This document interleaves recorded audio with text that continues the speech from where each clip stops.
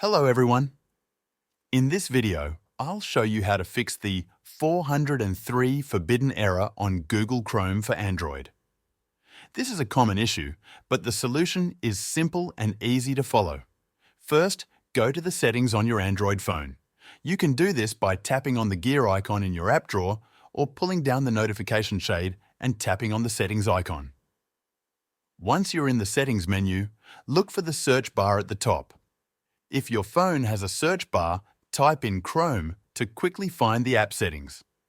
If there's no search bar, scroll down until you see the option that says App Management or Apps. Tap on that. Now, you'll see a list of all the apps installed on your phone. Find and tap on Google Chrome. This will take you to the app's settings. In the Chrome app settings, you'll see several options. The first thing you should do is check the notifications. Tap on Notifications and make sure that all notifications are allowed, including sound and vibration. Once you've done that, go back to the main app settings for Chrome.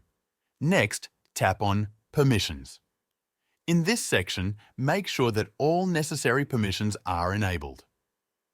This includes permissions for the camera, files and media, location, and microphone. If you want, you can also allow access to contacts, but this is optional. Now, the most important step is to clear the storage and cache for Google Chrome.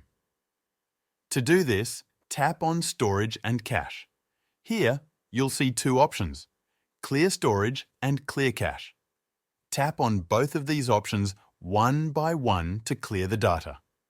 After you've cleared the storage and cache, exit the settings menu and restart your phone.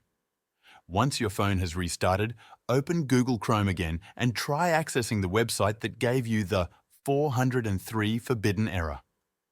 The issue should now be resolved. If this video helped you out, make sure to join the Show Me Software free newsletter. It's linked in the description below. In this newsletter, I will tell you about the latest software tools and AI that can make you more productive at work and also improve your personal life in many different ways. You can also reply to these emails with any technical support questions you might have, and I'll do my best to help you out for free.